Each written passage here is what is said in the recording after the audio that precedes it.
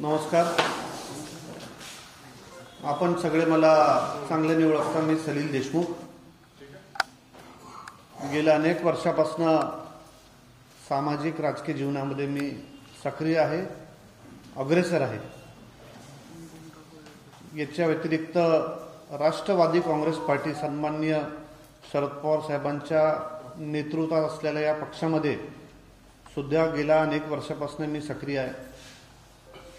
नागपूर जिल्हा ग्रामीण, नागपूर शहर व विदर्भामध्ये अनेक ठिकाणी किंवा पूर्ण विदर्भामध्ये विशेषतः युवकांचं संघटन कसं बळकट झालं पाहिजे याच्यासाठी मी त्या ठिकाणी अनेक वेळा प्रयत्न केले. मला त्याच्यामध्ये कधी यश आलं, कधी अपयश आलं. माझे अनेक सहकारी आहेत. यानंतरचं आपल्याला कल्पना आहे, कधी आम्ही सत्तेमध्ये राहिलो, कधी आम्ही सत्तेमध्ये नव्हतो.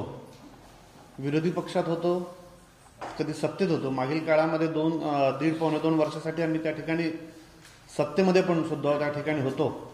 पण नंतरच्या कालखंडामध्ये काय काय झालं आपल्याला गोष्टीची कल्पना आहे. हे सगळं होत असताना गेल्या याच्यानंतर मी जिल्हा परिषदचा सदस्य सुद्धा झालो. जिल्हा परिषदचा सदस्य झाल्यानंतर प्रशासकीय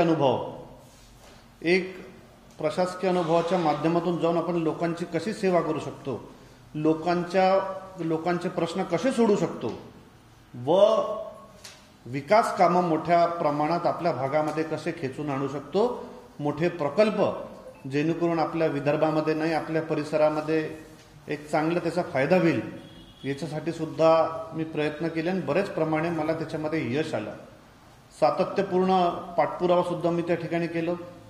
राष्ट्रवादी काँग्रेस पक्ष विशेषतः तिकडच्या सगळ्या नेत्यांनी,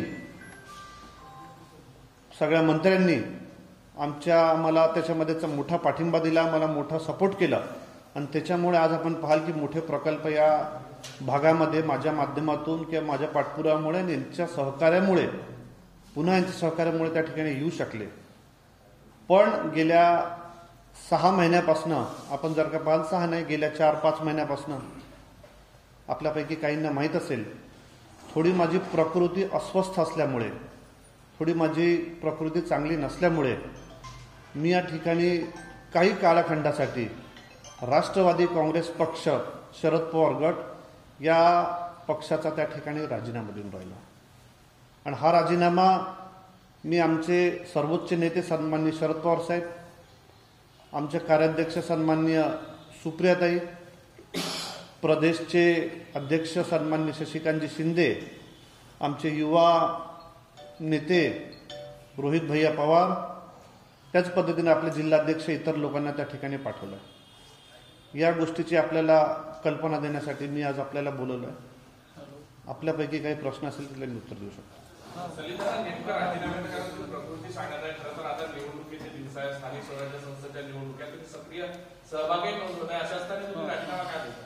या ठिकाणी मी आपल्याला सांगितलं की गेल्या काही महिन्यापूर्वी मी हॉस्पिटलमध्ये सुद्धा ॲडमिट होतो.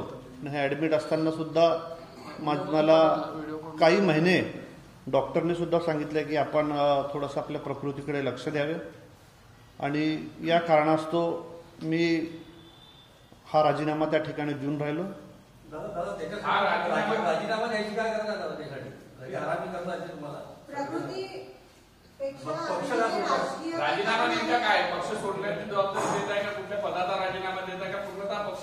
नाही, आपण पाहाल मी पक्ष संघटनेच्या कुठल्याच पदावर नाही आहे व त्या पद्धतीनं आमदार किंवा जिल्हा परिषद सदस्य या ठिकाणी पण मी काही पदावर नाही आहे. तर सध्या राष्ट्रवादी काँग्रेस पक्ष शरद पवार गटाच्या या सदस्यपदाचा राजीनामा, सक्रिय सदस्यपदाचा राजीनामा त्या ठिकाणी देण्याचं मी काही काळासाठी त्या ठिकाणी ठरवलं. मी त्याच्याबद्दल अद्याप काही बोलणार नाही किंवा मला वाटत नाही की अशा पद्धतीचे काही निर्णय होईल. पण आज तरी मी सक्रिय सहभाग या पक्षासाठी देऊ शकत नाही की जेवढा माझ्याकडनं झालं तेवढं मी त्या ठिकाणी फिरायचा किंवा आपलं शारीरिक योगदान असेल, सगळ्या गोष्टीचं योगदान करायचा प्रयत्न त्या ठिकाणी जेवढा झालं तेवढा माझ्या चांगल्या उमेदवारांसाठी त्या ठिकाणी करील. पण आज तरी मला त्या ठिकाणी डॉक्टरच्या सूचनेप्रमाणे गेल्या 5-6 महिने या पक्षाच्या सक्रियतेपासून त्या ठिकाणी माघार घ्यावी लागणार. तुमचा निर्णय माजी गृहमंत्री अनिल देशमुख यांना तुम्ही कळवला का आणि त्यांची काय प्रतिक्रिया होती? त्यांची प्रतिक्रिया आपण त्यांना विचारू शकता. मी 45 इयर्सचा आहे, मला स्वतःचा निर्णय घेण्याचा त्या ठिकाणी अधिकार आहे. हे सगळं करत असताना मी माझ्या पक्षाचे जितके ज्येष्ठ नेते आहेत सगळ्यांना त्या ठिकाणी त्याची प्रतिलिपी त्या ठिकाणी पाठवली आहे आणि येत्या 6 महिन्यासाठी मी या सगळ्या प्रक्रियेतून माघार घ्यायचं ठरवलं आहे. पक्षाला घेऊन काही नाराजी आहे? काय म्हणता? पक्षाला घेऊन काही नाराजी? मी जसं तुम्हाला सांगितलं की मागील काळामध्ये या परिसरात नुसतंच काही पदं भोगण्यासाठी किंवा नुसतंच एखादा जिल्हा परिषद सदस्य, सभापती, आमदार, खासदार बनण्यासाठी मी इकडे आलो नाहीये. दैनंदिन लोकांच्या जीवनामध्ये मोठं काहीतरी झालं पाहिजे, जेणेकरून आपल्या या विदर्भाचा, आपल्या नागपूर जिल्ह्याचा कायापालट झाला पाहिजे. याच्यासाठी मी प्रयत्नशील आहे. कारण की पदं मिळणं, पदं येणं, पदं जाणं ही एक नॉर्मल प्रोसिजर आहे. सत्ता नेहमीच कोणाकडे नसते. हा अल्टीपल्टी त्या ठिकाणी होत असते. पण आपल्या भागामध्ये चांगलं काय होऊ शकतं याच्यासाठी प्रयत्न करणारा मी एक कार्यकर्ता आहे आणि त्याच्यासाठी मी त्या ठिकाणी सातत्यानं प्रयत्न केलं आणि मला त्याच्यामध्ये बरेच ठिकाणी यश आलं. आणि या यशामागे राष्ट्रवादी काँग्रेस पक्षाचे नेते, राष्ट्रवादी काँग्रेस पक्षाचे त्यावेळेसचे मंत्री, हे सगळे त्याच्यासाठी त्यांनी मला चांगलं योगदान दिलं.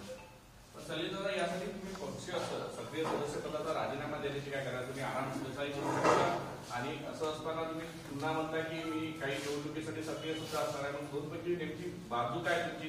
पक्षात काही नाराजी आहे का तुमची वैयक्तिक?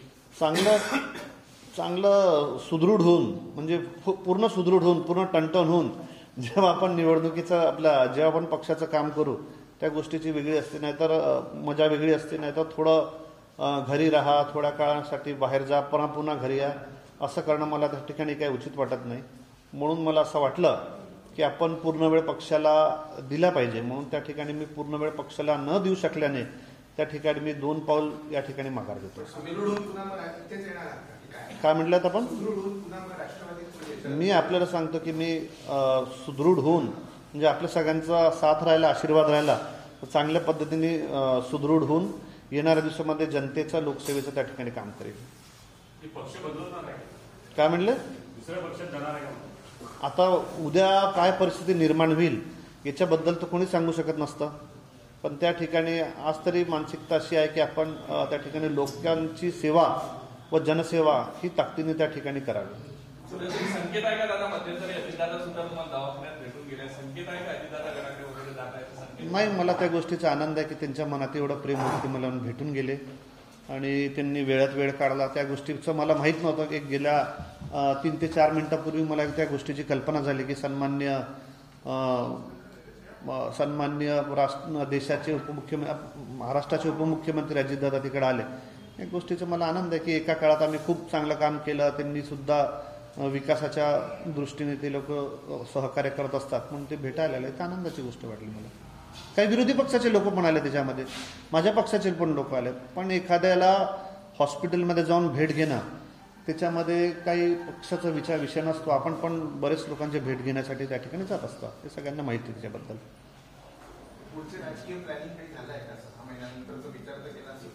पहले अच्छे तंदुरुस्त हो जाएंगे, फिर आगे में सब चीजें काम करेंगे. चुनाव से ठीक पहले आपका इस्तीफा आ रहा है, अभी ग्रामीण के चुनाव, उसके अपने महानगर पालिका के चुनाव है.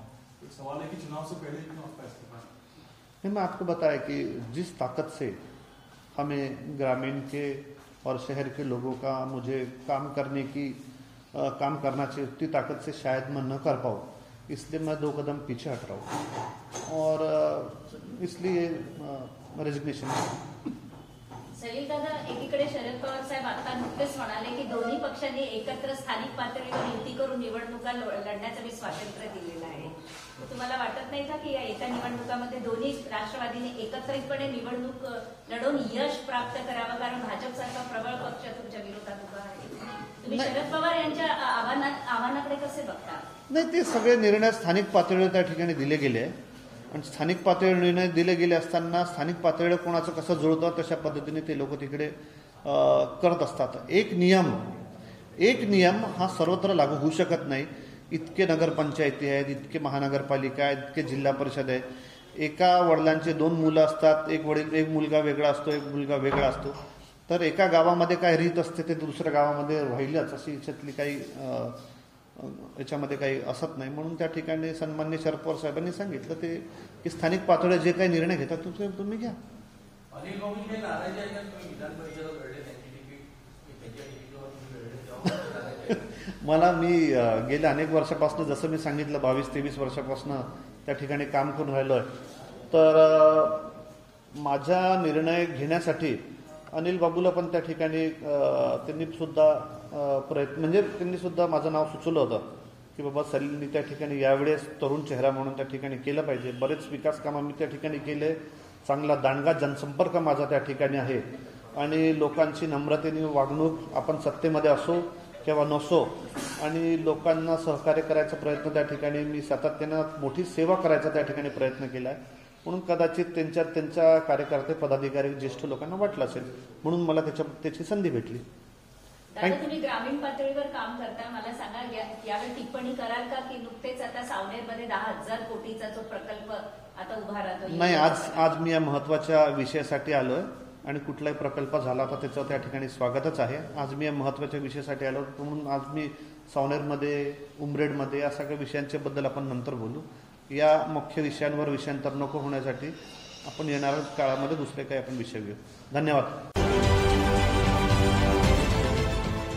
देश विदेशातील प्रत्येक घडामोडींचे लाईव्ह अपडेट मिळवण्यासाठी आता साम टीव्हीच्या सर्व सोशल मीडिया प्लॅटफॉर्मला लाईक, फॉलो आणि सबस्क्राईब करा. तसंच सर्व नोटिफिकेशनसाठी बेल आयकॉन प्रेस करायला विसरू नका.